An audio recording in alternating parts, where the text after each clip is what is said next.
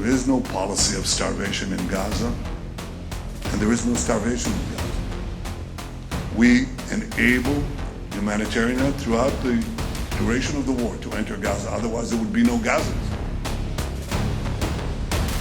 The humanitarian crisis in Gaza is sparking intense controversy with conflicting claims.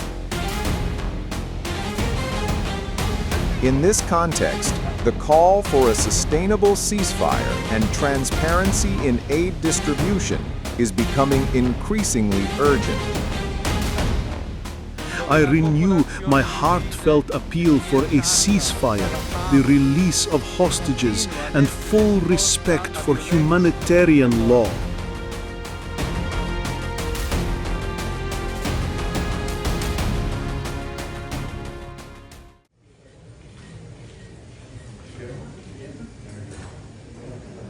On July 27th, at a Christian conference in Jerusalem, Israeli Prime Minister Benjamin Netanyahu stated that there is no famine in Gaza because Israel has allowed aid throughout the conflict. Living with us, a portion of the Bible. But the main thing that I want to stress is the importance of winning the battle for truth. And that is a battle that we fought even as we speak now. Israel is presented as though we are applying a campaign of starvation in Gaza. What a bold-faced lie. There is no policy of starvation in Gaza, and there is no starvation in Gaza. We enable humanitarian throughout the duration of the war to enter Gaza, otherwise there would be no Gazans. And what has interdicted the supply of humanitarian aid is one force, Hamas. Again, the reversal of truth.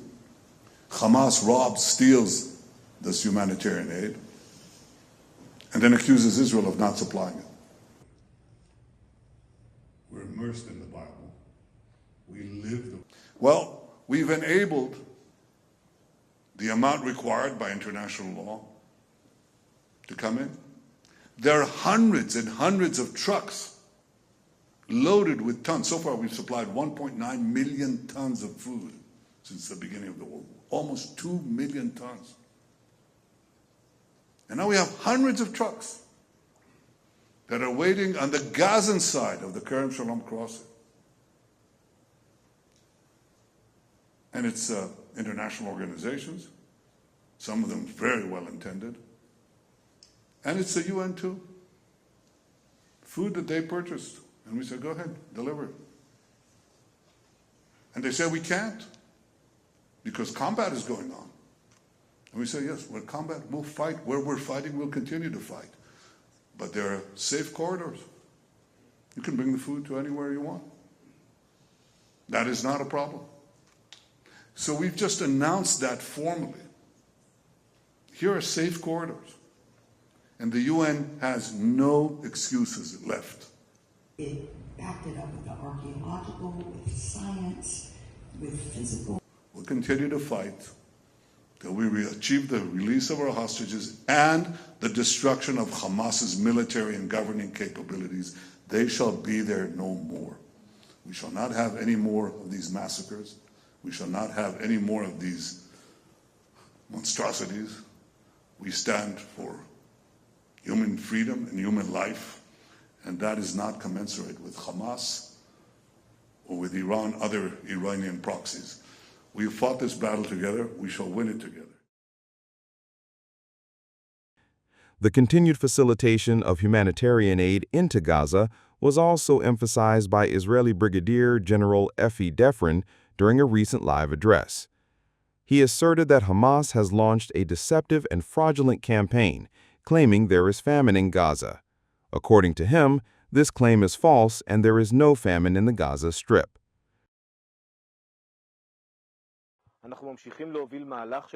We continue to lead efforts to bring in humanitarian aid while the fighting continues. It was Israel that initiated the establishment of food, water, and medicine distribution centers in order to prevent hunger in Gaza. We are securing 4 aid centers, enabling convoys, and carrying out airdrops of humanitarian assistance. In addition, we have defined humanitarian corridors to allow the safe movement of UN convoys and aid organizations. This is in addition to the lulls in fighting that we allow in order to let civilians reach and collect the aid. Alongside the theft of humanitarian aid from the residents of the Gaza Strip and its stockpiling in the tunnels, Hamas has launched a false and deceptive campaign claiming there is starvation in Gaza. The images coming out of the Strip are disturbing and are part of that same false campaign. I want to be clear, there is no starvation in the Gaza Strip. So here too, for many months, KOGOT has been monitoring the situation in the Gaza Strip on a daily basis, multiple times a day, by experts. And by the way, not just food, medicine, sanitation, and much more. We are closely tracking all of it. When the situation approaches problematic thresholds, the IDF acts to bring in humanitarian aid. That's what happened with the establishment of food distribution centers, and that's also what happened this past weekend. I'll say it again. According to the data we have, there is no starvation in the Gaza Strip. This is a false campaign run by Hamas. Unfortunately, the media in Israel and around the world are echoing this false campaign. It's not true, and it's being used against us to harm us. We will continue to deliver food to the population in Gaza so that it reaches the right people and is kept away from Hamas to undermine their control, and we will continue to do so.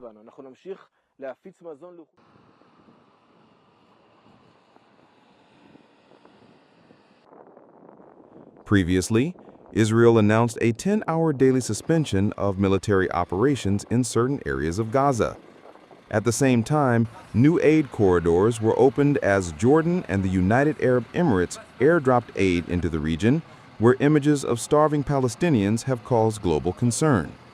Israel is facing increasing international criticism, which the government rejects regarding the humanitarian crisis in Gaza, and indirect ceasefire talks in Doha between Israel and the Palestinian militant group Hamas have been stalled with no prospect of reaching an agreement.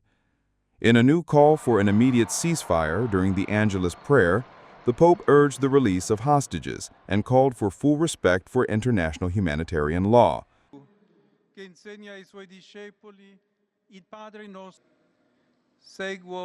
I follow with great concern the very serious humanitarian situation in Gaza, where the civilian population is being crushed by hunger and continues to be exposed to violence and death.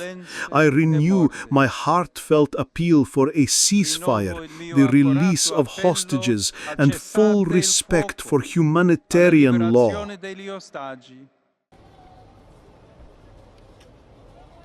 Regarding the response from the U.S., President Donald Trump, during a visit to Scotland, stated that Israel will need to make a decision on the next steps in Gaza.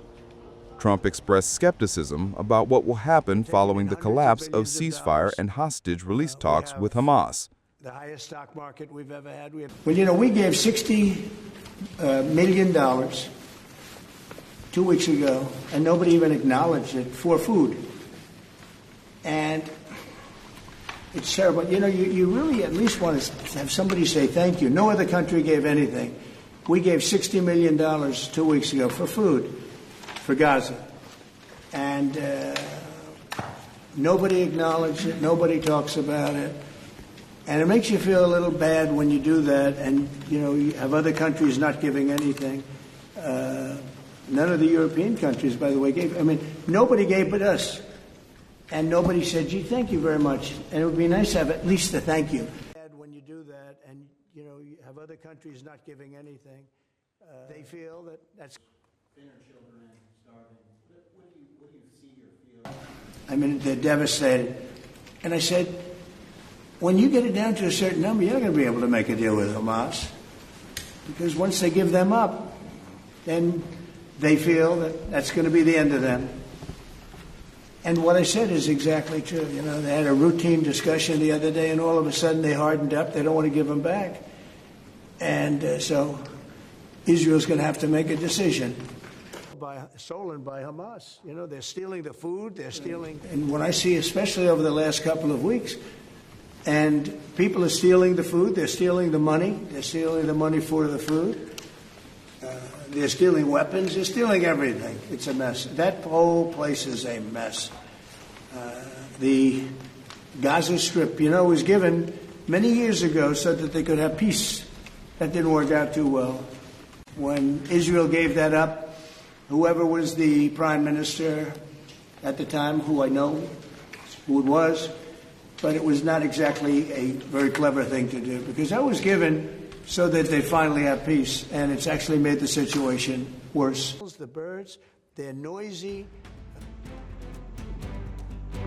According to the World Health Organization, WHO, the malnutrition situation in the Gaza Strip has reached an extremely critical level, with a sharp increase in deaths reported in July. The WHO also emphasized that most of those brought to medical facilities were already dead or died shortly after arrival.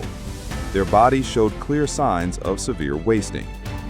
The situation in Gaza remains highly controversial, with conflicting claims from Israel, Hamas, and the international community. While Israel asserts that it has consistently allowed humanitarian aid, international organizations and the WHO warn of the severe risk of malnutrition. These discrepancies reflect the complexity and sensitivity of the conflict, where information is used as a strategic tool. To end the humanitarian crisis, a sustainable ceasefire and transparent cooperation from all involved parties are essential.